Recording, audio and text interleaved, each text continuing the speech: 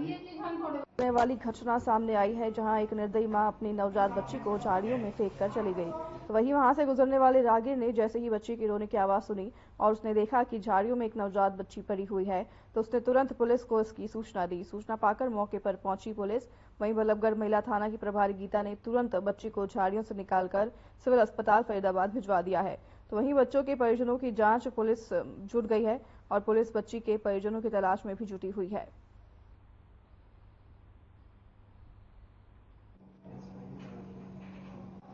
देखिए, हमें कल कॉल आते हैं कि जी मलेरना रोड के पास सड़क में जंगल में एक बच्ची पड़ी हुई है, रो रही है। जैसे ही हमें सूचना मिली, मेरा स्टाफ तुरंत मौके पे पहुंचे।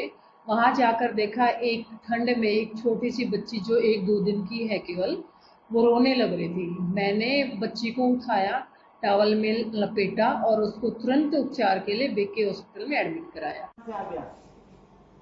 अब ये चीज हम थोड़े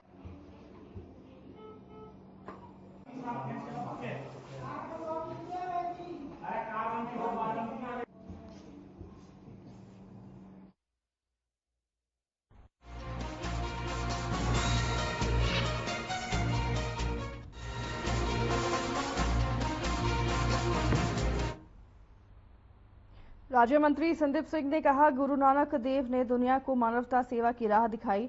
उनके सिद्धांतों को जीवन में अपनाएं और ड्रेन पुल के नजदीक खड़ा चौक बनेगा। और राज्य मंत्री ने निजी कोच से चौक के लिए 31 लाख रुपए देने की घोषणा भी की। ननकाना साहिब जाने के इच्छुक श्रद्धालुओं के लिए हेल्प डेस्क स्थापित होगा। हजारों की संख्या में संगत में नतमस्तक होकर गुरमत समागम में गुरु दरबार में हाजिर भारी हुई। इसी अवसर पर डेरा उदासीन अखाड़ा मांडी साहिब के मुखी संत बाबा गुरविंदर सिंह ने कहा कि जीवन में केवल परमात्मा का नाम और सिमरन ही भवसागर से बेड़ा पार कर सकता है। उन्होंने कहा कि सांसारिक मोह माया में फंसे लोग परमात्मा को भूलकर दुख तकलीफों के भागी बन रहे हैं। जिसने परमात्मा के एक नाम का ध्यान लगा लिया, उसके दुख तकलीफ उसके नजदीक भी नहीं आते। उसके आंगन में केवल उजाला ही उजाला होता है। महंत बंसीपुरी ने विशेष गुरमत समागम में कहा कि पिहोवा एक धार्मिक नगरी है। यहाँ पर सिखों के साथ गुरुओं ने अपने चरण कमलों से इस धरती को निहाय किया था। वहीं जब भी पिहोवा का नाम लिया जाता है तो पवित्र शब्द को जोड़कर पवित्र नगरी पिहोवा के नाम से जाना जाता है।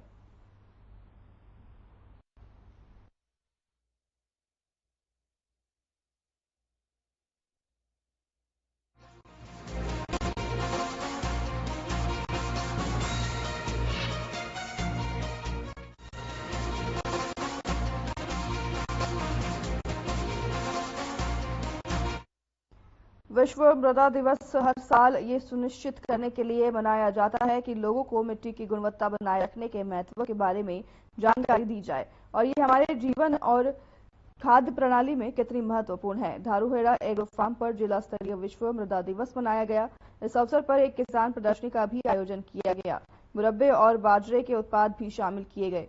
कोसली विधायक लक्ष्मण सिंह यादव ने प्रदर्शनी का अवलोकन कर मौजूद किसानों को संबोधित करते हुए कहा कि आज का दिन मिट्टी और पानी का है और किसानों को अपनी पानी और मिट्टी की जांच जरूर करवानी चाहिए ताकि पैदावार में बढ़ोतरी की जाए। उन्होंने कहा कि कौसली में 80 लाख की लागत से मिट्टी की जांच केंद्र बनाए गए हैं।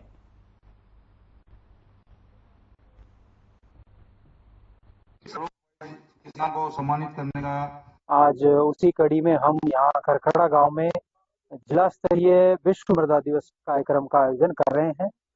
और ये स्थान हमने इसलिए चुना क्योंकि यहाँ पे पिछले लगातार 6-7 साल से जैविक खेती का जो है कार्यक्रम चल रहा है और यहाँ की जो मृदा है उसका स्वास्थ्य पूरे जिले में सबसे अच्छा है। मृदा और सॉइल कंजर्वेशन के ऊपर जो उन्होंने कार्यक्रम चलाया है उसको आगे बढ़ा रहे हैं। तो इसके लिए एक बहुत ही मैं समझता हूँ बहुत अहम कदम लिया है उन्होंने। और इससे जो अवेयरनेस और किसानों में जो लाई जा रही है, तो उसके लिए जो पहल की गई है सरकार और प्रशासन द्वारा, उसके लिए मैं उनको बहुत बहुत बधाई देता हूँ।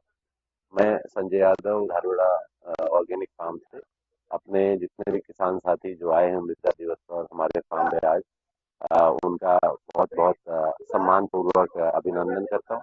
विभाग की तरफ से मनाया गया है और ये सब को मैं बधाई देना चाहता हूँ। अगर मिट्टी सही नहीं है तो कोई भी चीज रिजल्ट नहीं दे सकती। तो इसलिए, और वो मिट्टी चाहे किसी भी तरह की हो, इसलिए मिट्टी का सभी किसानों से मैं अपील भी करूंगा कि अपनी सॉइल और वाटर टेस्टिंग जरूर कराएं, क्योंकि उसी के हिसाब से उत्पादन बढ़ सकता है। अब नई टेक्नोलॉजी है, नया तकनीक के अनुसार ही सब लोग इसका लाभ भी लें। ओसड़ी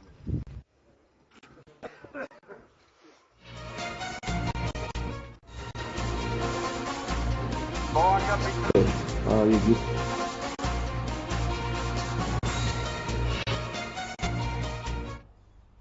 श्रीमद् भगवद गीता की जन्मस्थली धर्मक्षेत्र कुरुक्षेत्र की पावन भूमि पर एक बार फिर अध्यात्म, संस्कृति एवं कला का दिव्य संगम देखने को मिलेगा। 7 दिसंबर से 24 दिसंबर तक अंतर्राष्ट्रीय गीता महोत्सव 2023 का भव्य आयोजन किया जाएगा, जिसमें श्रीमद् भगवद गीता का शाश्वत संदेश दिया जाएगा। वहीं मुख्यमंत्री मनोहर लाल ने आयोजित प्रेस वार्ता को संबोधित करते हुए कहा कि जिस प्रकार भारत के संविधान को शासकीय व्यवस्था की गीता कहा जाता है, उसी प्रकार वे स्वयं मानते हैं कि गीता जीवन के पथ प्रदर्शन के नियमों के नाते से एक संविधान है। उन्होंने कहा कि इस बार अंतर्राष्ट्रीय गीता महोत्सव में असम सहयोगी राज्य की भूमिका में रहेगा। पुरुषोत्तमपुरा बाग ब्रह्मा सरोवर पर असम सरकार द्वारा पवेलियन लगाया जा रहा है, जिसमें उसकी संस्कृति, शिल्प से खान पान के स्टॉल आकर्षण का केंद्र रहेंगे।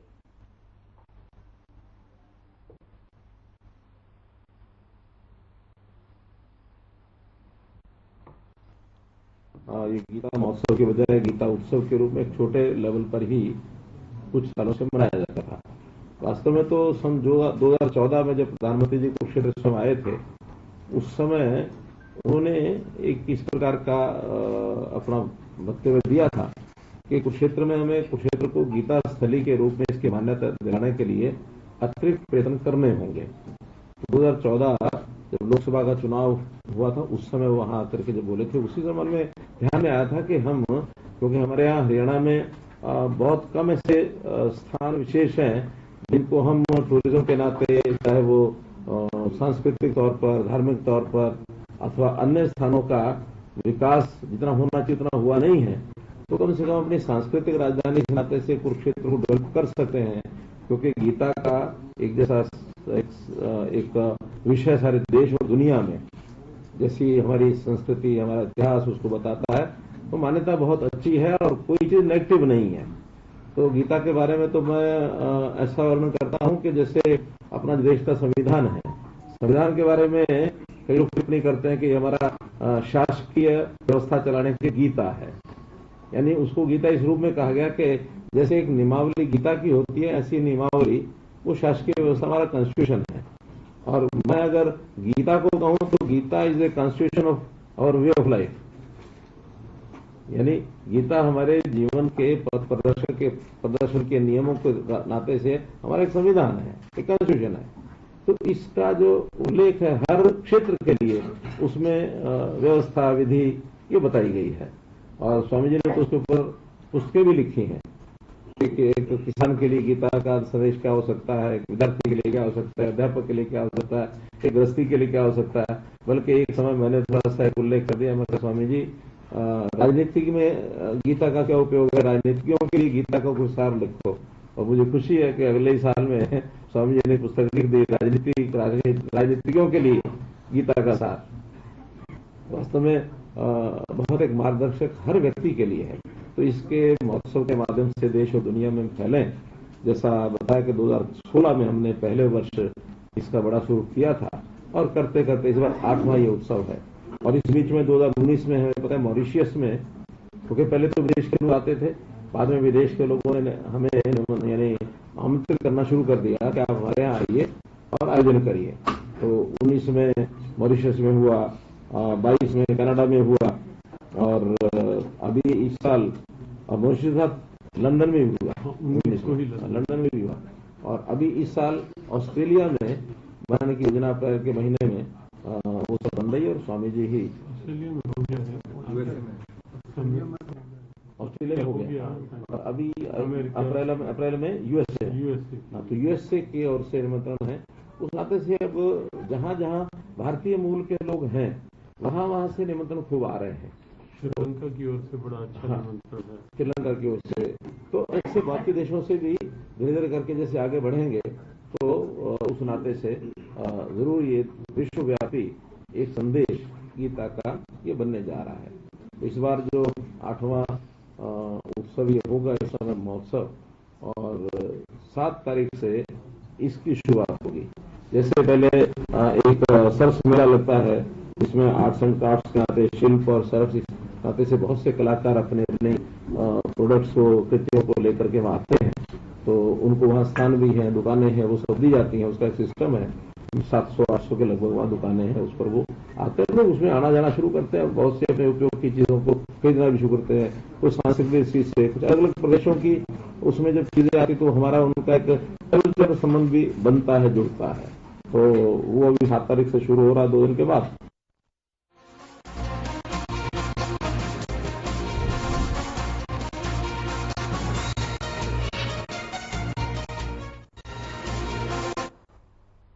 खबर कुरुक्षेत्र से है, जहां श्री राम भक्त सम्मान समारोह में मुख्यमंत्री मनोहर लाल ने तीर्थ योजना पोर्टल का शुभारंभ किया है। इस दौरान उन्होंने कहा कि पंजाब के बाद अब प्रदेश में भी नशे की बढ़ती लत युवाओं के लिए घातक नजर आ रही है।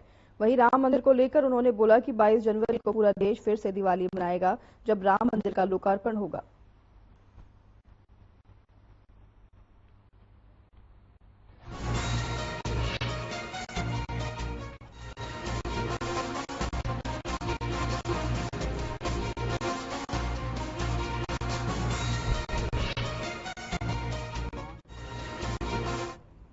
तीन राज्यों में राहुल गांधी की भारत जोड़ो यात्रा का कांग्रेस को कोई फायदा नहीं हुआ है। गृह मंत्री अनिल विज ने तंज कसते हुए कहा कि उन्होंने पहले ही कहा था कि राहुल गांधी कांग्रेस के लिए पनौती हैं। वो जब भी जहां भी जाते हैं कांग्रेस को नुकसान होता है। वहीं INDI गठबंधन की बैठक में ममता बनर्जी के न पहुंचने के बयान पर विज ने कहा कि INDI गठबंधन अब पूरी तरह से खत्म हो चुकी है। जहां संसद के शीतकालीन सत्र से पहले प्रधानमंत्री मोदी ने कहा कि हार का गुस्सा सदन में न निकालें। विज ने इस पर कहा कि बिल्कुल ठीक कहा है, प्रजातंत्र है, इसमें किसी भी तरह के फैसले को स्वीकार करना चाहिए और किसी भी तरह से गुस्सा नहीं दिखाना चाहिए। वो मुझे नहीं लगता कि छुलट सकते हैं।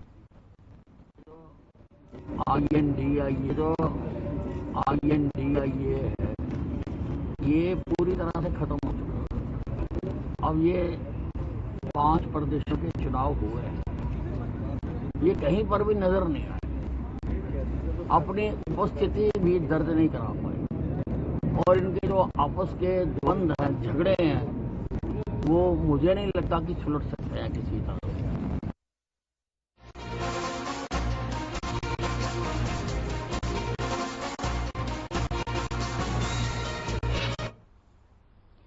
आए दिन टोल टैक्स कर्मियों द्वारा किसी वाहन चालक से 2-4 होने का मामला अक्सर देखने को सामने आता है। इस बार शंभू टोल प्लाजा पर तस्वीरों में दिख रहा है एक घटना जरा हटके है। शंभू टोल बैरियर पर ड्यूटी दे रही एक महिला कर्मी पर अचानक आकर एक डॉक्टर ने हमला बोल दिया।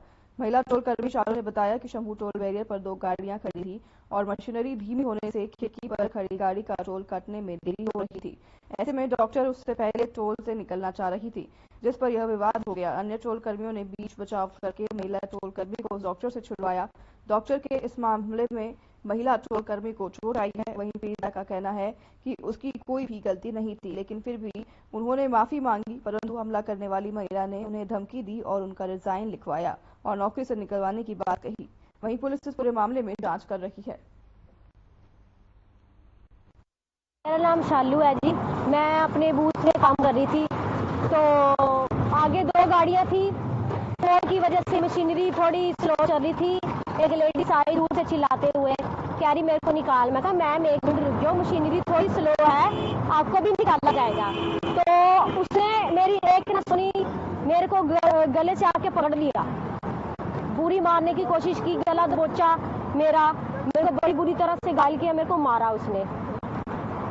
तो इतना बुरी तरह मारा ना मेरे को कि मैं आपको बता नहीं सकती। आप ये इसकी शिकायत आई है हमारे पास थाना में, और एक पक्ष आया है अभी हमारे पास, और वीडियो हमने देखी है उसकी, हमारे अनुसंधानकर्ता ने, और उसमें आवाज़ क्लियर नहीं आ रही है अभी।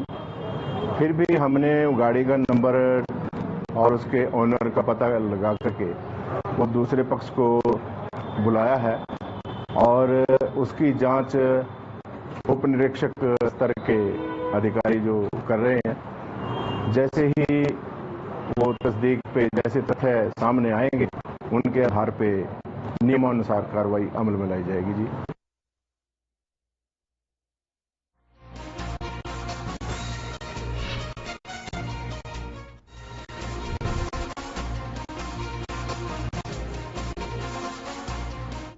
अंबाला शहर के कृषि सदन में विश्व मृदा स्वास्थ्य दिवस पर राज्य स्तरीय कार्यक्रम का आयोजन कृषि तथा किसान कल्याण विभाग द्वारा किया गया है। इस अवसर पर किसानों को मृदा एवं जल स्वास्थ्य कार्ड भी दिए गए। कार्यक्रम में महानिदेशक कृषि विभाग ने हरि बांगड़ आईएएस ने शिरकत की। वहीं कार्यक्रम के बारे में महानिदेशक आईएएस ने बताया कि विश्व मृदा दिवस पर किसानों को जागरूक किया जा रहा है। उन्होंने आगे बताया कि हमारी जीवन रेखा फसलों पर आधारित है, जमीन भी मुख्य है। कृषि से 80% लोग प्रत्यक्ष व अप्रत्यक्ष रूप से जुड़े हुए हैं और इसका आधार हमारी जमीन है। यदि जमीन की गुणवत्ता ठीक होगी तो प्रत्येक व्यक्ति को लाभ होगा।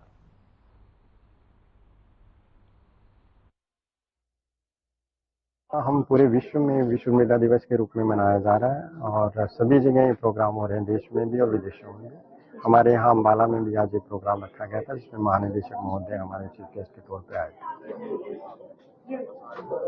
ये जैसे बच्चों का हेल्थ कार्ड बनता है, पोलियो का जैसे बच्चे का जन्म होता है उस पर टीकाकरण का लिखा होता है कि ये इस टीका तब लगेगा, इस टीका तब लगेगा। ऐसे ही मृदा का स्वास्थ्य कार्ड है, इसमें हमें पता लगता है कि हमारी जमीन में किस किस पोषक तत्वों की कमी है और हमने कितना खाद डालना है। तो ये हमारा लक्ष्य है, हर एक किसान के पास ये सोल हेल्थ कार्ड हो। आज इस समय की लिमिटेशन थी तो लगभग 30 किसानों को हमने जिनके बन चुके थे उनको ये दिया। बहुत फायदेमंद है। इससे एक तो हमारा जो अंधाधुंध खादों पे खर्चा हो रहा है वो बचेगा, क्योंकि किसान अभी अनभिज्ञता में काफी खाद डाल रहा है। आज विश्व मृदा दिवस है। सबसे पहले तो विश्व मृदा दिवस की सबको बहुत बहुत बधाई। और ये बहुत जरूरी है इसके बारे में, क्योंकि हमारी जो जीवन रेखा है वो सारी की सारी फसलों पर आधारित है। चाहे वो सब्जियां हैं, चाहे वो हम यदि दूध की भी बात करें वो भी पशु का पाउडर है, वो भी वहीं खेत से ही आता है। तो जमीन ही मेन है। जमीन के साथ ही आप ये देखिए कि किसानी में लगभग 75 से 80% तक लोग डायरेक्टली और इनडायरेक्टली जुड़े हुए हैं। और वो सारी की सारी का जो बेस है, वो जो आधार है, वो केवल हमारी जमीन है, हमारी धरा है। और धरा का स्वास्थ्य यदि ठीक है तो फसल भी अच्छे स्वास्थ्य की होगी, और यदि धरा अच्छी नहीं होगी तो निस्संदेह उस जो फसल भी उससे उगरेगी।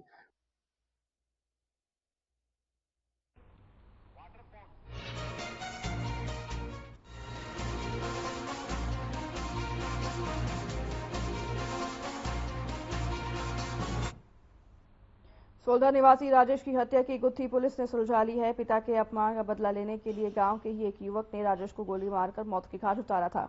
वारदात में गोली चलाने वाले आरोपी के साथ रह रहे युवक को पुलिस ने गिरफ्तार कर लिया है, जिसे न्यायिक हिरासत में भेज दिया गया है। पुलिस द्वारा जल्द ही मुख्य आरोपी को गिरफ्तार किए जाने का दावा भी किया जा रहा है।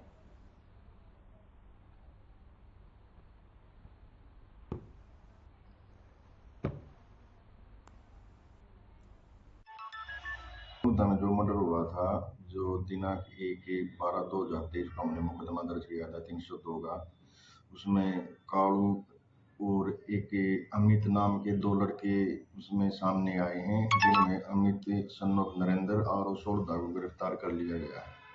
और जो दूसरा है सर कालू, दूसरा अभी गिरफ्त में नहीं आया है, लेकिन उसके लिए भी टीमें गठित की हुई हैं, जो जल्दी उसको भी गिरफ्तार कर लिया जाएगा।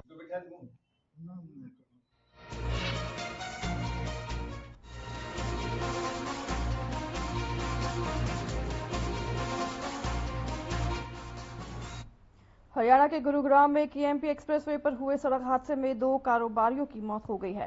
हादसा बिलासपुर थाना क्षेत्र के अंतर्गत पंचगांव के पास हुआ। इस हादसे में बीएमडब्ल्यू और हार्ले डेविडसन बाइक सवार 2 कारोबारी मारे गए हैं। वहीं पुलिस के मुताबिक एक्सप्रेसवे पर तेज रफ्तार ट्रक ड्राइवर ने अचानक ब्रेक लगाए। इसके बाद पीछे आ रही कार ने दूसरी कार को कैंटर टक्कर मार दी। वहीं इस हादसे में 8 गाड़ियां टकरा गई। बहरहाल पुलिस ने मौके पर पहुंच मामला दर्ज कर आरोपी ड्राइवर को गिरफ्तार कर मामले की जांच शुरू कर दी है।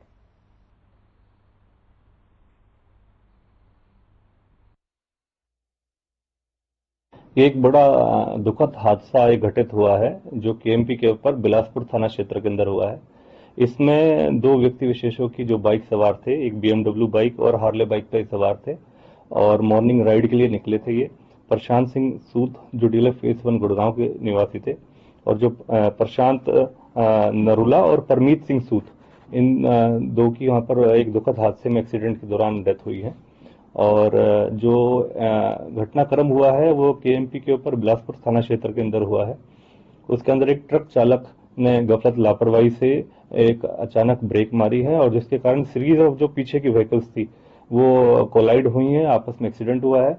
और पीछे से फिर उसी दौरान जो परमीत सिंह सूद और प्रशांत नरूला का एक्सीडेंट हुआ है मौके पर, जो बाइक पे थे। और जब इनको उपचार के लिए हॉस्पिटलाइज कराया गया तो उपचार दौरान इनकी डेथ हुई है।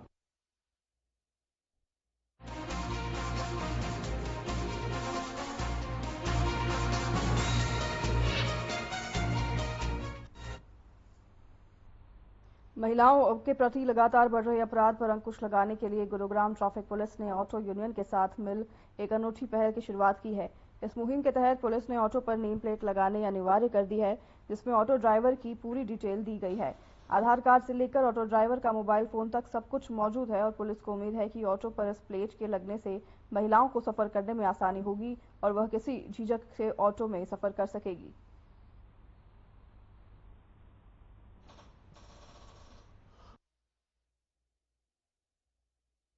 फायदा ये जी, रात को हमारी भाण बेटी जावे, कोई अनहोनी घटना घट जाए, कोई बाहर के आके भाई कोई छेड़ कर दे, कम से कम हम उस तक पहुंच तो सकें। इससे अच्छी सुविधा है, अच्छी बात है।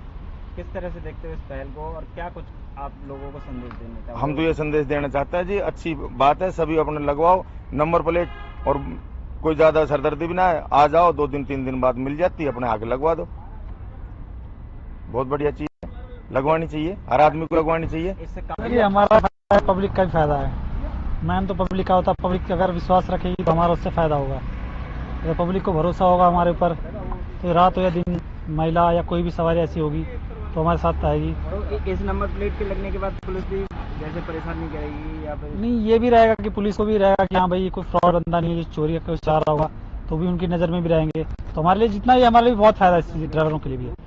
सबसे बड़ा फायदा मैं आपको बताना चाहूंगा, कोई एक व्यक्ति भी गुरुग्राम सहित पूरे हरियाणा में क्रिमिनल एक्टिविटी को एक ऑटो चालक के भेष में आकर किसी भी क्रिमिनल एक्टिविटी में शामिल नहीं हो पाएगा। इससे सबसे बड़ा फायदा महिला सुरक्षा को मिलेगी। जो महिलाएं प्लेट लगे हुए ऑटो में बैठेंगी तो उनके मन में भी एक भाव आएगा कि ये ऑटो पुलिस से वेरीफाइड है और इसमें बैठने में उसको कोई हिचक नहीं है।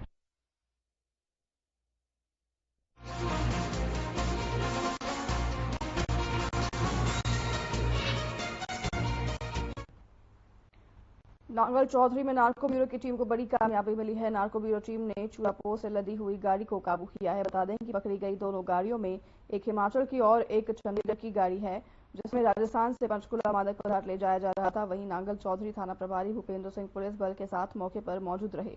पकड़े गए नशीले पदार्थ की कीमत लगभग 40 लाख रुपए बताई जा रही है। फिलहाल पुलिस मामले की जांच में जुट गई है।